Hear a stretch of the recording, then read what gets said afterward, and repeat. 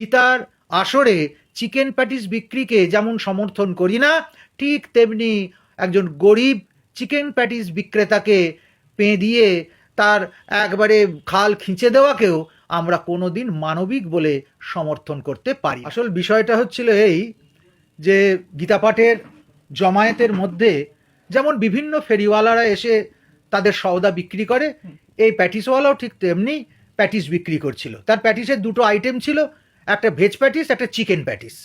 আমি কখনোই বলবো না গীতা পাঠের জমায়েতের ভেতর, গীতা পাঠের আসরের ভেতরে চিকেন প্যাটিস বিক্রি হোক।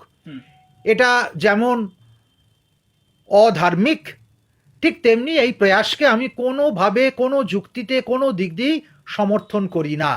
কিন্তু তাই বলে আমি এটাও সমর্থন করি না যে উগ্র হিন্দুত্ববাদকে রাখতে গিয়ে, তাকে প্রতিষ্ঠা করতে গিয়ে ওই অসহায় গরিব মানুষটার পেটে লাথি মারতে হবে।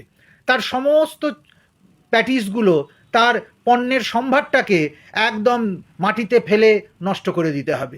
তাকে তো বলাই যেত যে ভাই তোমার এখানে এটা বিক্রি করা যাবে না, এবং সেটা ধর্মসঙ্গত বললে তাতে কোনো অপরাধ ছিল না। তাকে হাত ধরে নিয়ে গিয়ে মাঠের বাইরেও বের করে দেওয়া যেত, এই অবধিও মানে আমরা সহ্য করতে পারতাম, সহনশীল ছিল। কিন্তু যে আচরণ ওই একদল উগ্র হিন্দুত্ববাদী মানুষ করেছে, এটাকে মেনে নেওয়া যায় না। তা ওই গরিব মানুষের সমস্ত পসরাটাকে তারা ফেলে দিয়েছে মাঠের ভেতর। শুধু তাই নয়, তাকে মেরেছে, তাকে কান ধরে ওঠবোস করিয়েছে, এবং অকথ্য ভাষায় তার সঙ্গে গালিগালাজ করে কথাবার্তা বলেছে। শুধু তাই নয়, তার নাম জিজ্ঞেস করার পর তাকে আরও মার খেতে হয়েছে যখন জানা গেছে যে এ একজন মুসলমান। এখন মানুষের পরিচয় কেবলমাত্র তার ধর্মতাত্ত্বিক পরিচয়। হিন্দু তো কোনোদিন এত অমানবিক ছিল না। আমরা আমাদের ধর্মের রীতিনীতি বজায় রাখবো বলে আমরা বিধর্মীকে এইভাবে গরুপেটা করব, এ কিন্তু অভ্যাস কোনো দিন হিন্দুদের ছিল না। অতএব গীতার আসরে চিকেন প্যাটিস বিক্রিকে যেমন সমর্থন করি না, ঠিক তেমনি একজন গরিব চিকেন প্যাটিস বিক্রেতাকে দিয়ে তার একবারে খাল খিঁচে দেওয়াকেও আমরা কোনোদিন মানবিক বলে সমর্থন করতে পারি। হিন্দু ধর্মের সহনশীলতা, হিন্দু ধর্মের পরম্পরা সবের বিরোধী।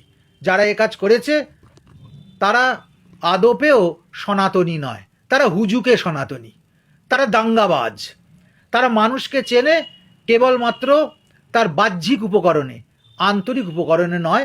এটা হওয়া ঠিক হয়নি, এটা অনুচিত হয়। একটাই বার্তা দেব যে আমরা আমাদের ধর্মীয় রীতিনীতি অক্ষরে অক্ষরে পালন করে চলব, যথাযথ শ্রদ্ধার সঙ্গে পালন করব, ঠিকই আছে। কিন্তু সেই পালন করতে গিয়ে আমরা বিধর্মীর বুকে যেন শেল না বেঁধাই, তাকে মারা, তাকে ধ্বংস করা, তাকে শেষ করে দেওয়া, রক্তাক্ত করা, লাঞ্ছিত করা, এগুলোর মধ্যে দিয়ে যেন আমরা না যাই। এটা হিন্দু পরম্পরা নয়।